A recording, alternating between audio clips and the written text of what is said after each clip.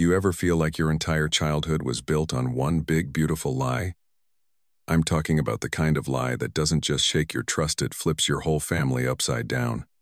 That was me, standing at my father's funeral, holding a folded copy of his will, surrounded by tearful relatives, thinking this chapter was closing peacefully. But little did I know, the real story was just beginning. My dad was the kind of man who kept things simple. A quiet, no-nonsense type, who didn't talk much. But when he did, people listened. He built his life from scratch, started with nothing, worked 2 jobs for years, bought our first home with cash, and made sure we never went without. He wasn't flashy, never chased luxury, never once talked about investments or secret wealth. He always told us, "When I go, everything goes to your mother. That's the deal." And we believed him. It was written in the will, plain and simple. My mom gets everything, and after her it would be divided evenly between me and my sister Claire. End of story. At least, that's what we thought. After the funeral, I stayed behind to help my mom go through Dad's office. She hadn't touched anything in there for months. It still smelled like his cologne, his shoes still by the desk, a half-finished crossword puzzle on the chair arm. We opened drawer after drawer, mostly old papers, warranty manuals, some tax stuff. But then I found a small envelope tucked under the bottom drawer's lining. No name on it, no stamp. Just a folded piece of paper inside and a faded blue bank card clipped to it. I almost tossed it aside, looked like junk at first. But when I unfolded the paper, my heart stopped. It was a handwritten note in my dad's unmistakable scribble. "If anything happens to me, go to this branch and show them this card.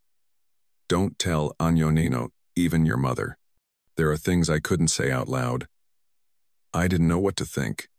I stared at the note for a long time. Was this some kind of mistake? A prank? But my dad wasn't the type to joke like that, especially not in writing. I didn't sleep that night.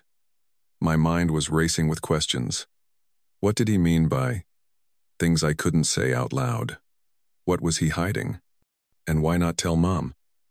The next morning, I made up an excuse to get out of the house and drove to the bank listed on the card. It was a small regional credit union, 2 towns over, the kind of place with a bell that dings when you open the door and tellers who still know regulars by name. I walked up to the desk and handed over the note and the card. The woman behind the counter looked confused at first, then called for the manager. He came out, took one look at the card, and nodded slowly. "Follow me," he said.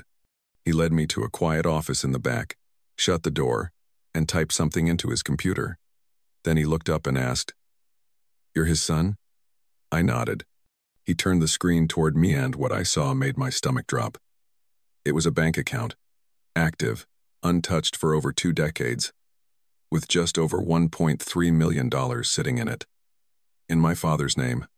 No co-signers, no will mentions, no paper trail, nothing. Just sitting there quiet, invisible, and completely real. My dad had a secret fortune, and nobody knew. Not even my mom. I sat there staring at the screen like I was seeing a ghost. $1 million? From my dad? The man who used to patch up his old shoes instead of buying new ones, who'd clip coupons like it was a sport, who told me not to waste money on silly tech junk, because real value lasts. That man had stashed over $1 million in a secret account. My brain was doing somersaults trying to make sense of it.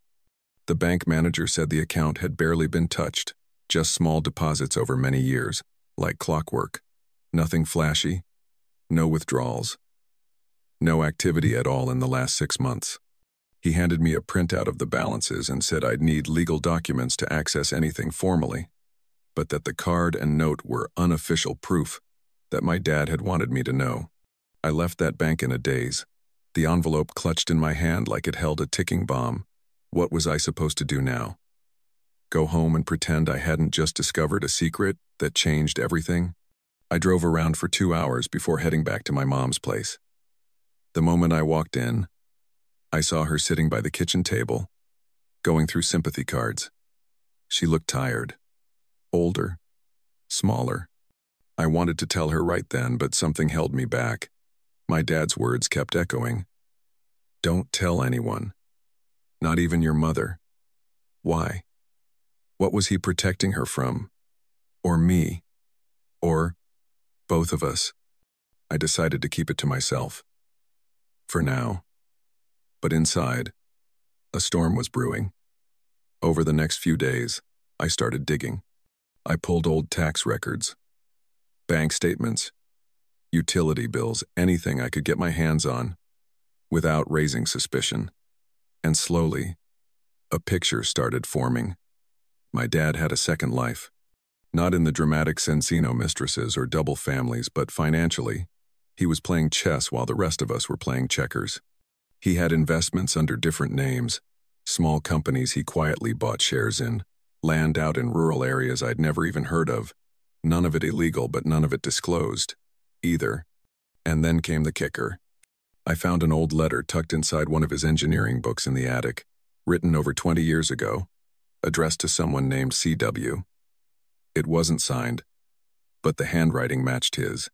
It spoke about starting fresh, about building something for the future in case things go wrong. And at the bottom, it had a sentence that made my blood run cold.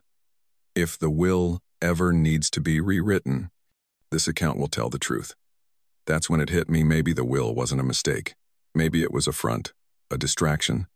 Maybe my dad had always planned for this money to go to someone specific, but didn't trust the legal system or family dynamics to make it happen the way he wanted. That night, I called my sister Claire. She had flown back to her city after the funeral, and we hadn't spoken much since. I asked her if Dad ever mentioned a second account or anything strange about the will. She went quiet for a moment. Then she said, I always thought it was weird how obsessed he was with writing things down by hand. Like he didn't trust computers. Maybe he didn't trust lawyers either. And in that moment, something shifted between us. We both realized that the neat little family story we'd believed our whole lives might have been written in pencil with a lot erased along the way. I couldn't stop thinking about that sentence. This account will tell the truth. It kept replaying in my head like a warning gore, maybe a confession. The next morning, I decided I needed answers from someone who knew my dad better than I did. I drove 2 hours out to visit his oldest friend, Mr. Talbot, a quiet, gray-haired man who used to work with my dad back in the early days before the company took off. When I showed him the note, the bank card, and mentioned the account, he didn't look surprised. He just sighed and said, he told me once, years ago, that he was building something in case everything fell apart. Said he didn't trust how things were being set up around him. You mean, like Mom? Or us? I asked. Talbot shook his head. Number. He loved your mom more than life itself. But he was scared the system would eat up everything he built. Lawyers, taxes, people who come sniffing around after death. He didn't want to fight. He wanted insurance. Quiet insurance. That's when it all made sense. The secret account wasn't a betrayal. It was protection. Protection from the noise, the courts, the relatives, who show up when there's money on the table. But that left one question. Who was the money for? Was it for my mom, secretly? Me? Claire? Or someone else entirely? I went back home and finally told Claire everything. The card. The note. The money. Her face twisted through a dozen emotions. Shock. Hurt. Confusion. But the strangest part? She wasn't angry. She just said, I think he left it for you. I blinked. Why would you say that? Claire smiled. Sadly. Because you were always the fixer. The quiet one.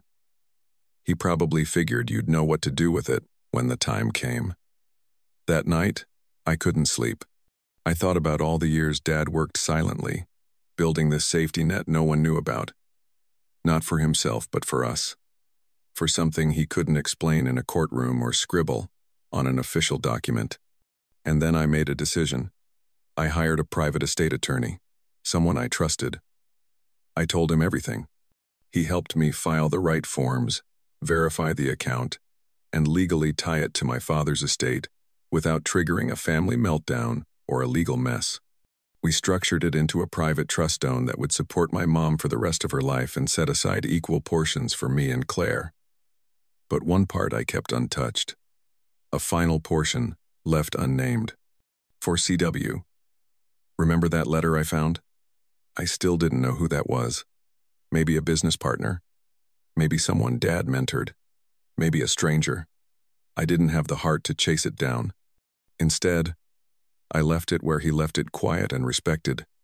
Sometimes honoring someone's legacy means not having all the answers. A few weeks later, I went back to the attic, stood there in the dusty space, holding the envelope that had changed everything, and I realized something. My father didn't just leave behind a will. He left behind a test, not of greed but of character, of whether I could see past the surface, read between the lines, and carry the truth forward without tearing our family apart. And in the end, I didn't just find a secret account. I found the man behind the silence, the version of him he couldn't say out loud, the one who didn't trust the world but still trusted me.